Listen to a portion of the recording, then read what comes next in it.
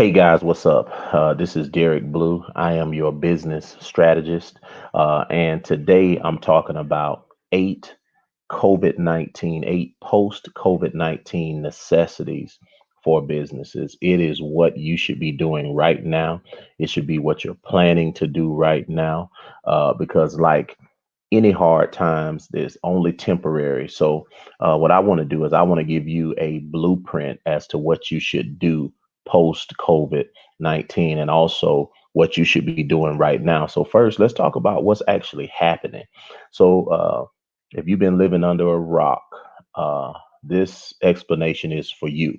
So, we are in the midst of a global pandemic that not only impacts the health, but it also impacts the economy. And because people can't shop, because people can't travel, because people are fearful they're not spending money. As a result, the stocking companies are sinking. And anytime the country is in a state of panic, they immediately use tools to stimulate the economy. That could be through infusions of money. It could be through tax breaks. It could be through bailouts. So, but what's the impact? Because the economy currently is in a state of shock, what that simply means is that uh, people are afraid they can't go out. It means that people are losing jobs because companies can't afford to pay people, obviously, who are not there. So everybody is racking their brains, trying to figure out how do you reduce the spread of this dreadful virus that we know as a coronavirus. And the impact is devastating.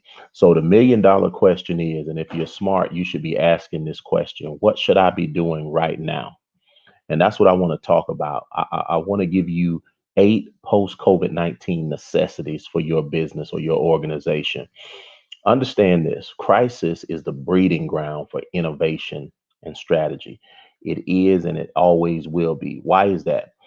It's because whenever you're put in uncomfortable situations or unfamiliar situation, and when you truly have the spirit of an entrepreneur, when you are focused on your business, you understand that you have to find ways to continue to make money. Simply put, we find innovative ways to continue to make money, serve our customers. We strategize and we think about things that we wouldn't normally have to think about. So, crisis is the breeding ground for innovation and strategy. And here's something that we have to understand as well: is that I believe it was in 2009. About 50% of the businesses who were on the Forbes list, Fortune 500 companies, were launched during the Great Depression.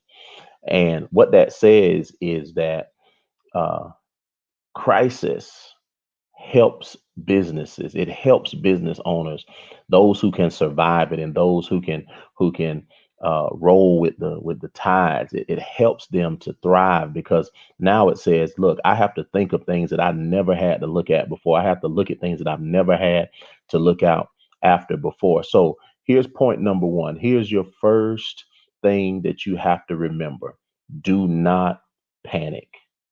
Do not panic. Cooler heads prevail. The thing about panic is that it does not allow you to think straight. Fear is an enemy to progress. Fear paralyzes creativity and thus stifles innovation. The first thing we have to understand: yes, this is serious times. Yes, this is critical. Yes, people are losing their lives. Businesses are having to shut their door. But what I don't want you to do is panic. Now, understand, fear is a part of the human experience. But here's what I like to tell people: fear can be in the car. It's in the car, but it cannot drive the car. Cooler heads prevail because whenever you're not overcome by fear, it frees up your brain to strategize and to think about what's next. Because so here's number two: learn your business. Learn it. And I know that seems like a no-brainer, but the truth of the matter is a lot of people are in business and they don't understand the ins and outs of their business. Learn your business. Learn what your blind spots are. Learn areas of the market that you didn't know that you even had access to. Learn about how much does it cost you to get one new customer. Analyze your books, learn about your business so that you can become more familiar with what you need to do next, because it's going to be important to know your business, and people who understand their business tend to always succeed. Number three, if I say nothing else, infuse technology into your company. Those business owners and organizations who are behind the curve on that right now, you're suffering. Listen, if you don't have the expertise or feel like you don't even have the capacity to do it, get somebody on your team so that you can infuse technology into your companies. Prior to COVID-19, we were meeting. We met with our staff via Zoom and Uber conference and all of these different technologies that are out there, because it's the way that you stay engaged, so that when it was time to transition into a work from home model, into a work remote model, many organizations like those that I lead, we were ready to just go straight in because we already had the technology in place. Third thing you have to do is infuse technology in your company. If you don't, even post COVID, you will not be able to survive. The next thing you have to do, and this is important, is revisit your agreements, your processes, and procedures.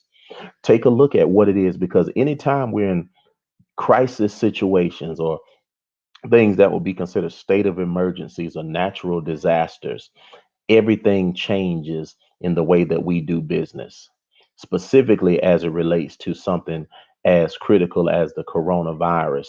Uh, the way that we maintenance our offices changes. The way that we go into agreements, whether it be lease agreements, it all changes. We have to take a good look, and I'm going to show you the best way to accomplish that. Maybe you're listening, you're saying, well, I don't know anything about agreements, I've never taken the time. I know my business, I know the processes and procedures, but here's what we have to do. We have to understand that anytime we're hit with a crisis, everything changes. The fifth thing you have to do is plan, plan, plan. Obvious, Obviously, if we had known this was coming, we would have had a plan. But I've always said this, and you heard this too. Hindsight is 2020. Now, here's what we do. We take the opportunity and plan using the information that we currently have, and we do our best to think ahead as much as possible. Plan, plan, plan. The sixth thing here, develop consistent methods to stay connected with your customers. Here's what I tell you: customers they have very short memories, and the organizations that engage their customers, even though they can't serve them, restaurants who are staying connected, barbers who are staying connected, beauty salons and massage parlors that are staying connected, have a higher percentage of connecting with them post COVID 19. Listen, stay connected, build your waiting list, call your customers just to say hello. Do what you have to do to stay connected. Here's the seventh thing that you have to be doing right now if you are going to survive post COVID 19. Build your dream team. I told you in number four to revisit agreements, processes, and procedures. So, how do you do that? The first thing you have to do, if you can, build your dream team with the people that you need most. Every small business owner or organization should have a CPA, not your cousin Leroy. You should have an accountant, somebody who understands numbers, someone who's familiar with IRS regulations, someone who will not only keep you in the black, but will also keep you out of jail and out of trouble. Build your dream team. You should have an accountant, you should have an attorney. Whether you retain that attorney to review all of your agreements or to create agreements that keep you covered, because again, everything changes. And then additionally, you need to be connected with an insurance professional, someone who understands the regulations and understands risk, and they will teach you to manage your risk. So build your dream team. The eighth and final necessity, And here's what I say, and I want to give a disclaimer before I say this. Some businesses must receive financing. You must take out a loan to survive. I'm not talking to you. There are some businesses who just need to be able to access capital. But understand there are several programs through the SBA, through a bunch of programs, several not for profits, and even local municipalities are giving funding for small businesses to make sure that the local economy can still survive. So the government and other organizations, not-for-profit organizations, are providing resources for small businesses. So as much as possible, connect to those if you absolutely have to.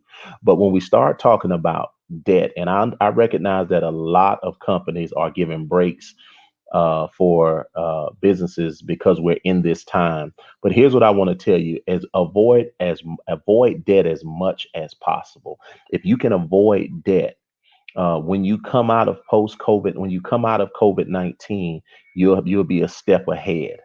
So that being said, these have been 8 COVID-19 necessities that every business owner should know. Look, visit www.derrickblue.com for more information. Like and subscribe. This has been Derrick Blue, CEO of Blueprint Ventures. We hope to talk to you soon. Take it easy.